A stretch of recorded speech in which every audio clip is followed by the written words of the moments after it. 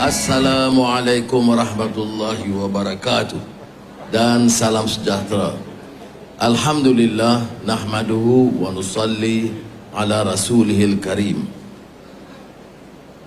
Saudara Menteri Besar Amiruddin Syahri, Saudara Muhammad Sabu, Menteri Pertanian dan Keterjaminan Makanan, Timbalan Menteri TKSU, rakan-rakan yang saya muliakan, terima kasih atas inisiatif Kementerian Pertanian dan Keterjaminan Makanan mengadakan siri Agro Madani ini untuk dapat pimpinan menyantuni rakyat dan melihat perkembangan dan kemajuan bidang pertanian, peternakan, dan saya lihat ramai juga wakil dari pekebun, penternak dan juga nelayan. Terima kasih atas kehadiran saudara. Kita tahu bahawa walaupun tidak dihebahkan begitu rupa, negara kita ini terlalu bergantung kepada import pertanian yang agak tinggi. Dan atas inisiatif menteri dan kementerian dan rakan-rakan lain, agensi, kita telah mengambil beberapa langkah baru. Sekincan memang terkenal dengan kejayaan pengeluaran hasil padi yang menjadi teladan bagi negara ini. Berdasarkan pengalaman rakan-rakan di sini, waras, kabare, saya tak start Jawa ni orang malam sikit. Maka baru ini beberapa hari yang lalu kita luncurkan satu program raksasa untuk pastikan pengeluaran padi itu lebih tinggi, kerana sekarang ni import beras terlalu tinggi. Negara punyai kawasan yang subur, tanah yang masih luas, tapi kita mesti import beras. Dulu daripada Siam, sekarang daripada Vietnam dan beberapa negara lain. Jadi oleh itu, atas ikhtiar Kementerian Pertanian, MADA dan lain-lain, kita telah laksanakan projek raksasa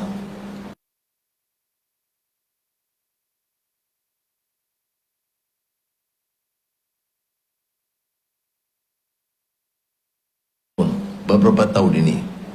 Jadi bila bincang Kementerian Kewangan, kita tidak ada pilihan. Walaupun hutang yang kita warisi tinggi, sekarang ni yang pembakan dia cakap banyak, tapi masa dia perintah hutang berlunggu-lunggu, tak ada usaha nak selesaikan.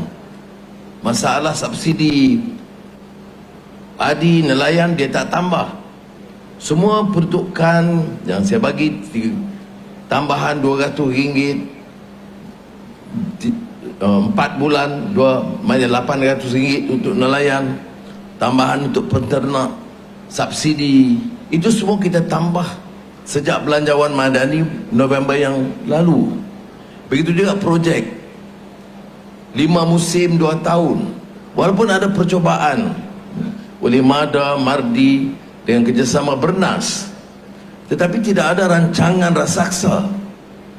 Tahun ini Kementerian Pertanian, dan oleh kerana nak selaraskan dengan semua jabatan, saya minta Ketua Setiausaha Negara sendiri selaraskan, kerana dia melibatkan terlalu banyak jabatan, terlalu banyak kementerian.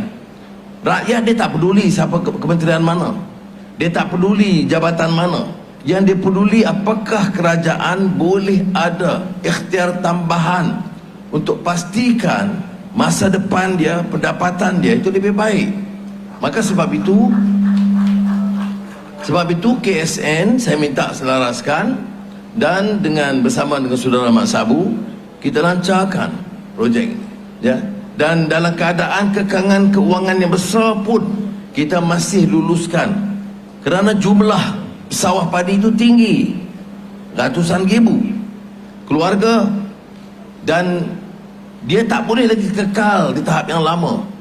Maknanya kalau selain daripada sekincan, kebanyakan tempat kalau tanam padi itu miskin lah namanya, ya. Dah berpuluh tahun dah, ya, percobaan. Jadi kali ini kita buat rancangan raksasa dan kita minta pesawah bagi kerjasama, ya. Maknanya soal baja, soal racun, soal benih, itu tanggungjawab kerajaan. Tapi kita nak bawa petani-petani ini, pesawah padi, supaya dalam masa 2 tahun hasil dia itu daripada RM1,000, RM1,200 sampai RM1,800, RM2,000 sebulan. Jadi bolehlah kita nampak peningkatan 400-500. Dan sementara nak tunggu hasil 3 bulan, dia tak boleh tunggu begitu. You tanam, nak tunggu hasil 3 bulan, dia nak makan apa? Maka itu kita beri subsidi RM200 sebulan sementara nak dapat hasil. Ini semua kita lakukan setelah dengar keluhan. Macam juga nelayan kata musim tengkujuh, musim hujan, dia nak pergi ke mana? Kalau dulu kita dengar beberapa pemimpin dia beletek, orang Melayu malas, nelayan malas, tak kuat kerja. Dia tak pernah tahu tu apa macam mana nelayan buat kerja. Tengah ribut dia nak pergi ambil tangkap ikan bagaimana. Sebab itu pemimpin ni, ya, tak usah cakap banyak-banyak berdegar-degar Melayu, Islam. Tengok pada amalnya. Kamu betulkah cakap soal Melayu?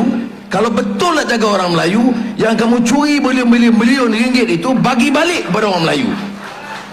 Saya senang aja. Kalau tidak, ini kerja edan semua. Zaman edan, ya. Ingat dulu saya bila ke sini Tanjung Karang, Sabah Benam ni kena ada bawa Jawa, saya ceritakan tentang kisah Ronggo Warsito. Ronggo Warsito itu pujangga terkenal yang bijaksana, yang bertugas di keraton Jawa, keraton Jogja lah kita kenal. Jadi nenek dia Ronggo Warsito, kerana keberanian dia menegakkan keadilan, bela nasib rakyat, dia ditangkap oleh penjajah Belanda dan hilang. Cucu dia Ronggo Warsito kemudian punya kebijaksanaan dan kewarasan. Dia tahu kalau bertempur secara langsung akan dibunuh semuanya. Jadi dia guna kebijaksanaan dan dia menulis tentang apa yang disebut kita ini di zaman edan. Zaman edan, ya. Orang luar daripada Kuala Lumpur, daripada Selangor, orang Jawa, dia tak tahu. Saya kalau bercakap pasal zaman edan di Kedah, saya kena terjemah. Edan tu gila. Kalau orang di Selangor tak payah terjemah. Dia kata zaman edan begitu. Hari-hari dengar kelompok ini fitnahkan. Kita nak buat baik, dianggap jahat. Yang dulu yang sakau banyak-banyak, dia sanjung. Yang kita hentikan rasuah, jangan bagi pemimpin pegang jawatan Perdana Menteri, pegang menteri, pegang menteri besar, menteri keuangan, kerjanya sakau duit rakyat. Hentikan itu. Kerana kalau negeri makmur dan kaya pun, kalau pemimpin-pemimpin kumpul kekayaan, masa mana nak tolong rakyat? Macam mana nak selesaikan masalah? Apa kena mengenal dengan agro madani pertanian ni? Apa kena mengenalnya? Kerana hasil kita banyak. Kalau boleh kita bantu, jangan curi duit rakyat dan negara. Ramai bekas-bekas pemimpin, mantan-mantan menteri, masa jadi dalam kerajaan kaya raya lebih-lebih. Masa dalam menjadi menteri, tanah di sana, bangunan di sana, harta di Australia, harta di London. Kemudian bila dah tak jadi menteri dah, dia lompat, kemudian bercakap berjuang Melayu, berjuang Islam, Allahu Akbar. Yang kamu curi harta. Sebab tu tanya saya senang, betul berjuang Melayu? Ya, hidup Melayu. Betul berjuang Islam? Ya, Allahu Akbar. Harta kamu yang berbilion-bilion tu, kamu bagi balik kepada orang Melayu. Karena kalau ini tidak kita baiki, saudara, percayalah, kita bagi RM200 sebulan, RM300 sebulan, 3 bilion untuk pesawah padi, tak ke mana kalau urusannya dan tata kelola tidak diperbaiki. Sebab itu saya bercakap, dari mana pun kalau Madani ini soal tata kelola urusan yang baik mesti kita tetapkan. Jangan gunakan peluang ini untuk lawan maki orang dan fitnah orang, seolah-olah kita dalam kerajaan ni hanya tunduk kepada tekanan puak-puak Cina di AP. Itu je dia dengar. Saudara, saya sekarang Ketua Perdana Menteri, saya dengar semua pandangan. Seperti pernah saya sebut, anak Melayu tu saya anggap macam anak saya. Sebab itu saya turun helikopter ke IPD, saya tengok ada sekolah rendah agama, saya terus pergi singgah, tengok kelas, tengok anak-anak, tengok tandas dia. Kerana saya dah bagi arahan dan kita dah belanja tinggi sekolah. Tengoklah Kuala Selangor, Sabak Bernam, Tanjung Karang, tengok je sekolah. Banyak sekolah yang tandas itu tak terurus, tandas rosak. Ada tandas 6, 4 rosak, 2 rosak.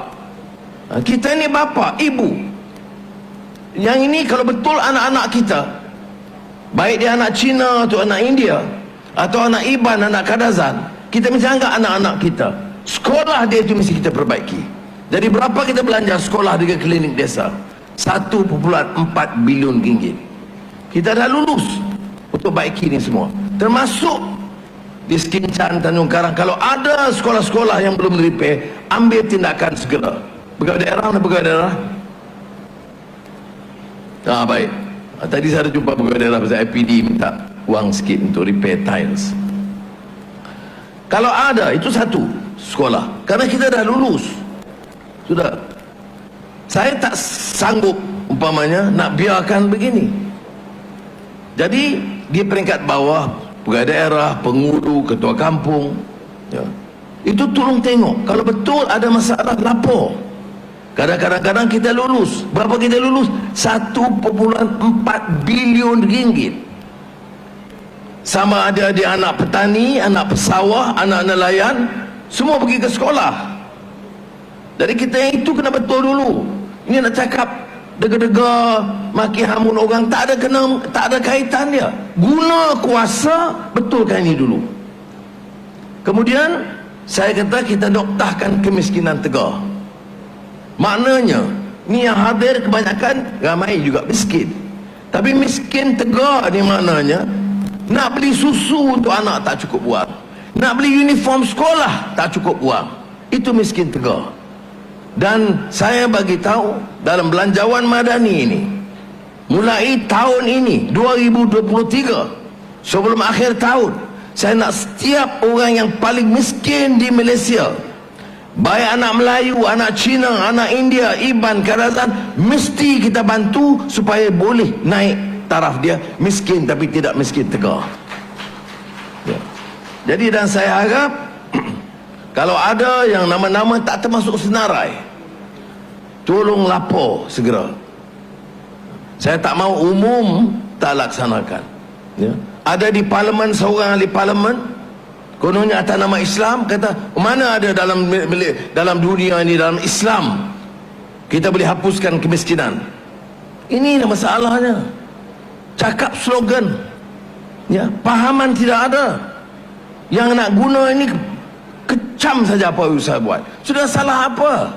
Salah apa kita nak tolong orang miskin? Dia beritahu kejap. Dan saya tidak main-main. Kali pertama saya kena masuk lock up pun pasal kes baling. Ya, kali pertama tak, 3 hari pasal kes Selatan Thai Muslim yang kena tindas di petani. Ya. Tapi yang 22 bulan kena kes baling adalah pengajaran. Dan kita ada kuasa, buatlah sesuatu. Ya. Tak apalah tak setuju dengan parti, tapi janganlah bangkang usaha nak tolong orang miskin tegar. Sebab apa saya tak ambil gaji sebagai Perdana Menteri? Orang kata tak ambil gaji, tak apalah dia kaya. Tak kena juga. Ni orang kaya-kaya dulu, yang kaya berbilion ringgit masih ambil gaji, kamu tak soal. Yang orang yang ambil gaji, sama ada dia pakai kepiah atau songkok atau serban, tapi tak kerja, kamu tak soal. Ini masalah kita, saudara. Kita ini terlalu taksub sehingga tak boleh fikir dengan waras. Jadi yang saya tak ambil kerana saya malu. Allowance ahli parlimen dah ada, cukup lah. Kereta ada, pergi mana-mana ada polis jaga, pesawat ada, helikopter ada. Bukan saya punya, kerajaan punya, untuk digunakan oleh Perdana Menteri urusan kerja. Jadi biarlah kita dalam setahun dua ini tengok dulu, selesai masalah-masalah rakyat. Kemudian bila keadaan besok katalah 3-4 tahun keadaan dah baik, nak ambil gaji okey lah. Itu pun salah, dicerca, dihina, ya. Jadi saya tak ada masalah tu, kerana kita faiza azamta fatawakkal ala Allah, innallaha yuhibbul mutawakkilin. Wa syawirhum fil amr. Kita berunding, kita ambil keputusan. Apa dia keputusan? Pertama, noktahkan kemiskinan tahun ini. Pegawai daerah, penghulu, ketua kampung, ingat, pastikan senarai itu tepat. Kedua, sekolah anak-anak kita, sekolah kebangsaan, sekolah agama, sekolah Tamil, sekolah Cina, semua sekolah, tengok tandas dia, kemudahan dia, bumbung dia, pintu dia, fan, kipas angin ada tidak, kita buat itu dulu. Kemudian klinik-klinik desa, berapa jumlah saya katakan? 1.4 bilion. Kemudian kita turun, macam kita turun tadi di IPD. Saya pergi banyak-banyak tempat, termasuk Lok Sawi di Sabah. Tentera ni kerja pertahankan negara. Minggu lalu Elon Musk, orang paling kaya di dunia dari Amerika, dia bagi tahu saya dia nak buka ibu pejabat di Cyberjaya. Terima kasih kerana Menteri Besar ni hebat, jadi orang ada keyakinan. Kemudian ada beberapa rancangan lain. Ini kali pertama saya nak sebut ni, Geely, itu Amerika. Geely ini yang buat dengan proton. Dia tulis saya 10 halaman muka surat panjang, bagi tahu dia nak teruskan, nak jadikan Tanjung Malim sebagai kota automobil, kereta yang terbesar di rantau ini. Dan dia akan mula dengan 10 bilion dolar, mana 40 bilion ringgit. Untuk apa? Untuk saya ambil komisen, untuk saya terima hadiah, atau untuk jamin ekonomi kita naik, ribuan anak-anak kita dapat kerja. Tapi semua ini, satu lagi Aramco. Aramco ni apa? Syarikat Arab Saudi terbesar minyak dan gas, di antara syarikat minyak terbesar di dunia. Amin Nasir, pengurusi eksekutif dia, jumpa saya, dia kata, Anwar dan Rais Wizara dan Menteri, saya nak maklumkan Aramco sekarang senang dengan dasar kerajaan dan pimpinan kerajaan, dan kami dapat keputusan untuk menjadikan Malaysia ini hub, pusat perkembangan minyak dan gas oleh Arab Saudi di Asia Tenggara. Kebetulan ke bawah duli Yang Maha Mulia Yang Pertuan Agong menunaikan haji, dan dia duduk sebelah dengan Muhammad bin Salman, putera diraja dan Perdana Menteri Arab Saudi. Putera Salman bagi tahu, minta kirim salam dekat saya, benar bagi tahu, kata pelaburan Arab Saudi untuk Asia tertumpu, pusatnya di Malaysia. Alhamdulillah. Saya cerita sebahagian ni, baik. Kerana apa, saudara? Pertama, kerana negeri ini aman. Siapa yang bantu mengamankan? Tentera, polis dan penguatkuasaan. Jangan kita andai perkara ini mudah. Dia boleh banding dengan negara lain. Ada pergaduhan, perang saudara, pergaduhan kaum, pergaduhan antara agama, pergaduhan di antara Islam sendiri. Iraq, Syria, itu sesama Islam. Kerana gitulah, tak ada tolak ansur langsung, hukum langsung. Tak suka kafir, tak suka masuk neraka. Ini bibit-bibit yang boleh pecah belahkan kita. Jadi bila polis dan tentera bantu, saya turun, saya kata di Lok Sawi, Sabah, saya lihat kerja teruk. Rumah dia itu dah puluh tahun tak dibaiki, tandas rosak, pintu tandas pecah. Eskom itu daerah dekat Lahad Datu, tempat tentera dan polis jaga keamanan negara daripada serangan pengganas dari Sulu. Tapi kedudukan mereka sangat daif. Maka terpaksa saya luluskan 40 juta ringgit untuk Eskom, untuk anak-anak polis dan tentera kita.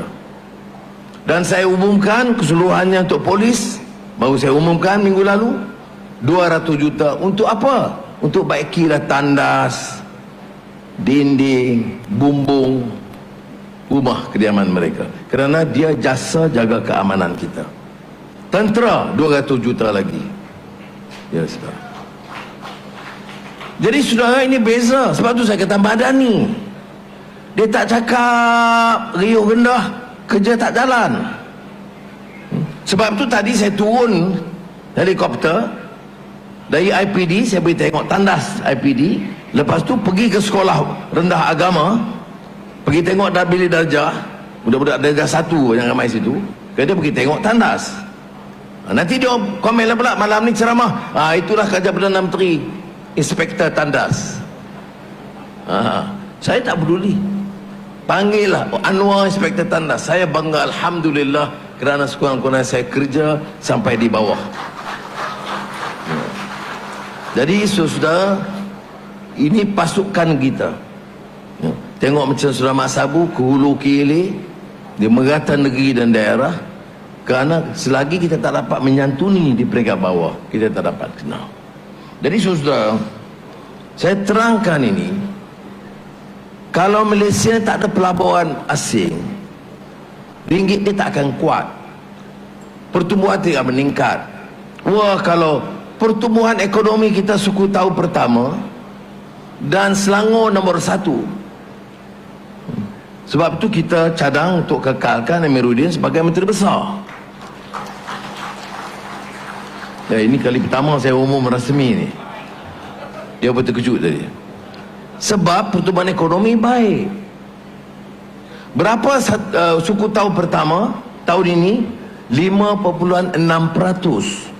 Ini paling tinggi banding dengan China, Singapura, Indonesia. Kita lebih tinggi.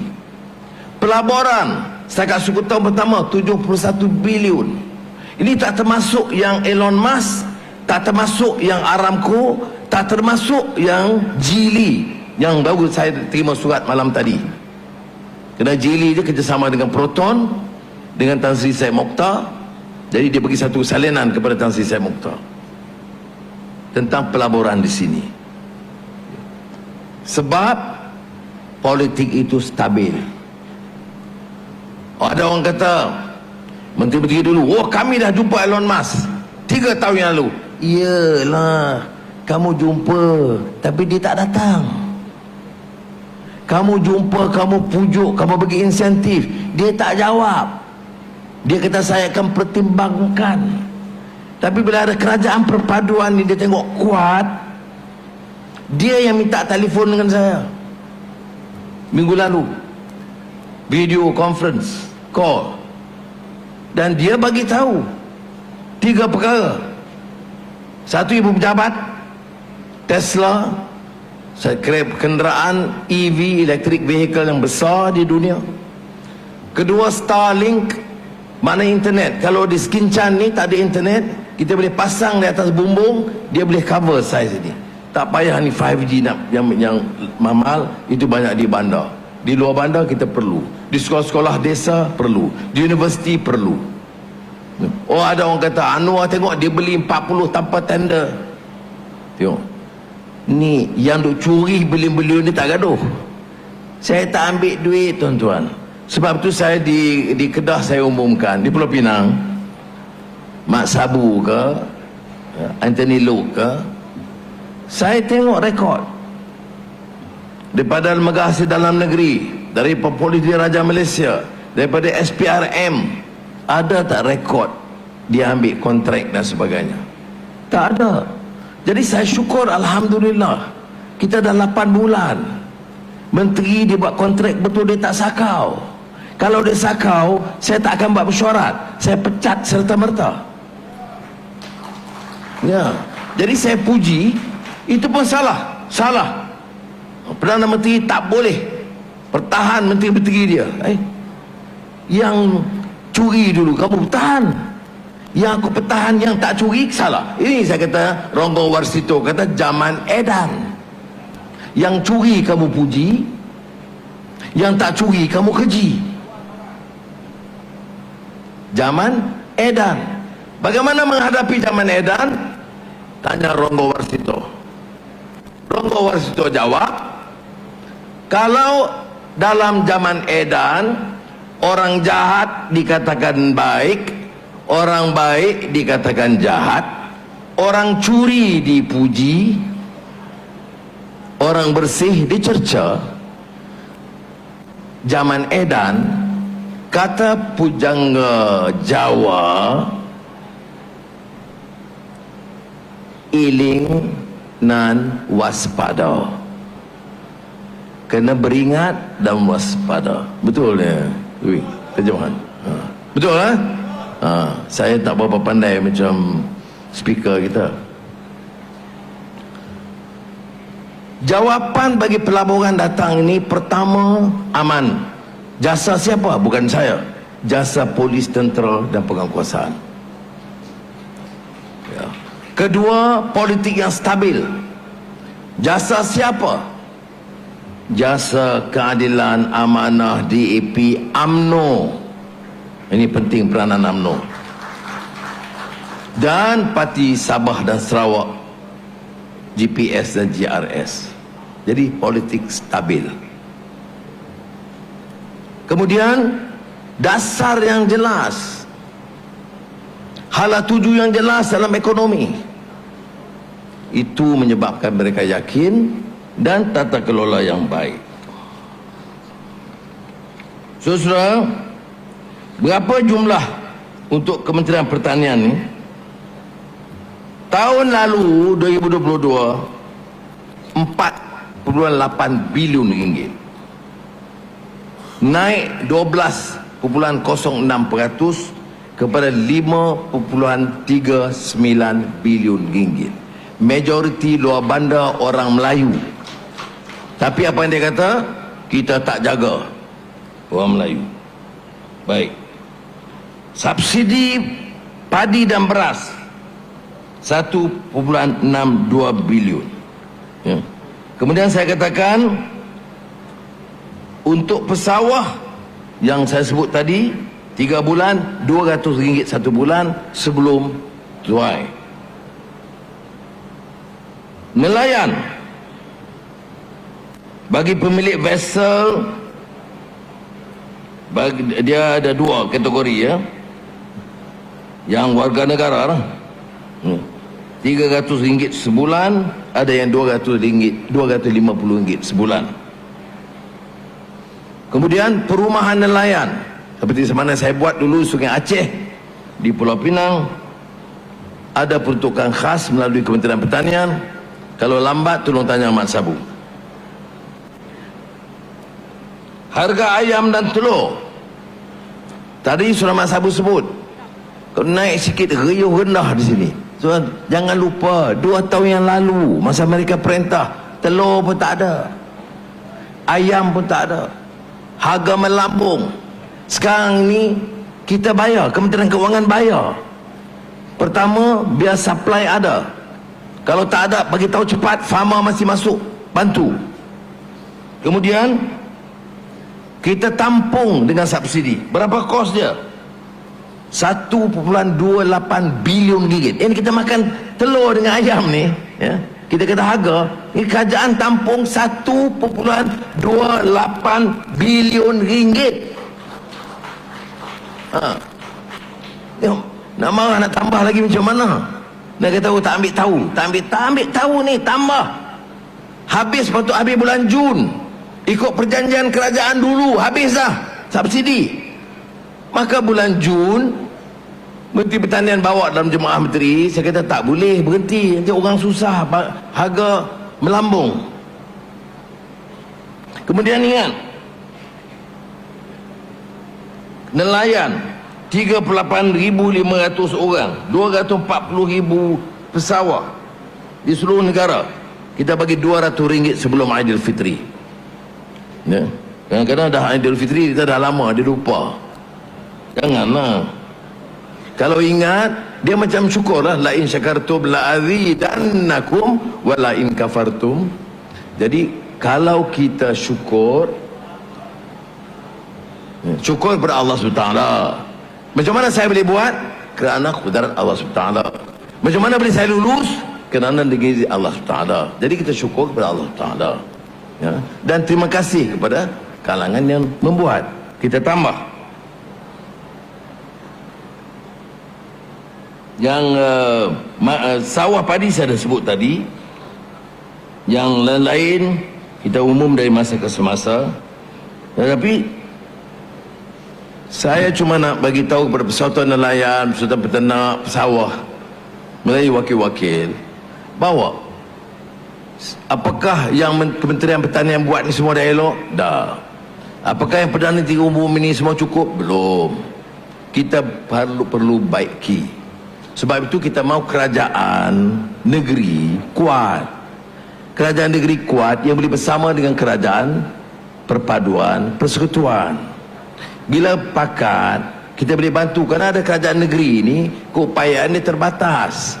Ada kerajaan negeri, bukan Selangor, gaji bulanan pun kerajaan persekutuan kena bagi. Kebetulan Menteri Besar tu dia parti lain, tapi dia cakap baik.